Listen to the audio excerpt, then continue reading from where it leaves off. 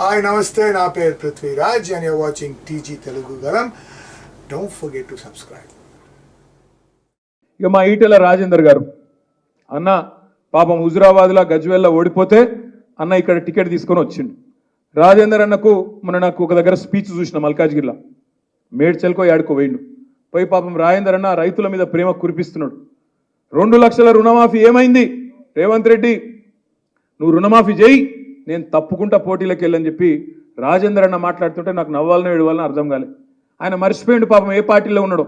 ఆయన ఇంకా టీఆర్ఎస్లో ఉన్నా అనుకుంటుండు పాపం రాజేంద్ర అన్న నువ్వు బీజేపీ వాళ్ళు మీరు రైతు రుణమాఫీ గురించి మాట్లాడితే దయ్యాలు వేదాలు వాళ్ళు ఇచ్చినట్టుంటుంది. ఎందుకంటే మీ నరేంద్ర మోడీ గారు 10 ఏళ్లలో ఏం చేసిండు? 14.5 లక్షల కోట్ల రుణాలు మాఫీ చేసిండు. ఎవరి రుణాలు? బడా బడా బాబులు, కార్పొరేట్ సేట్లు, పెద్ద పెద్ద వ్యాపార సంస్థలు, అదానీలు, అంబానీలు, వాళ్ళ రుణాలు మాఫీ చేసిండు.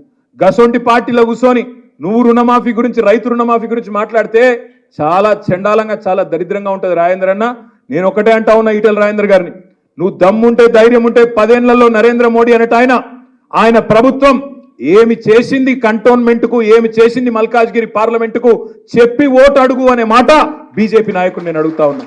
మాట్లాడితే గట్టిగా అడిగినాం అనుకో, ఏం చేసిరా మీరు 10 ఏళ్ళలో ఏం బీకిండ్రంటే జై శ్రీరామ్, ఇంకా దప్పేం లేదు.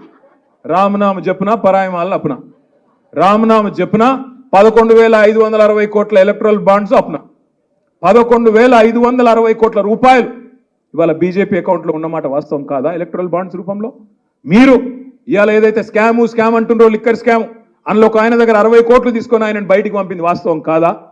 ఇవన్నీ వాస్తవాలు కాదా రాజేందర్ అన్న? నీతిమంతుడు మోడీ గారు. ఎందుకు నీతిమంతుడు? 609వ స్థానంలో ఉన్న అదానిని తీసుకొచ్చి 2వ స్థానంలో కూర్చోబెట్టినందుకు నీతిమంతుడు. ఎక్కడికి వెళ్ళి నీతి వచ్చింది? అందుకే నేను అంటా ఉన్నా మిత్రులారా, ఆగం కాకండి. గోసముఖం పెట్టంగానే ఇప్పుడు అన్నాడు మా అన్న, గోసముఖం పెట్టంగానే ఆగమయ్యారు. రాజేంద్ర అన్న మంచి డైలాగులు కొడతాడు.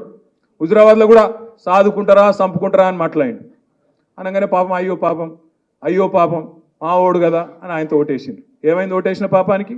మళ్ళీ హుజురాబాద్ మర్రి కూడా చూడలే, ముఖం కూడా మళ్ళీ చూపెట్టలే.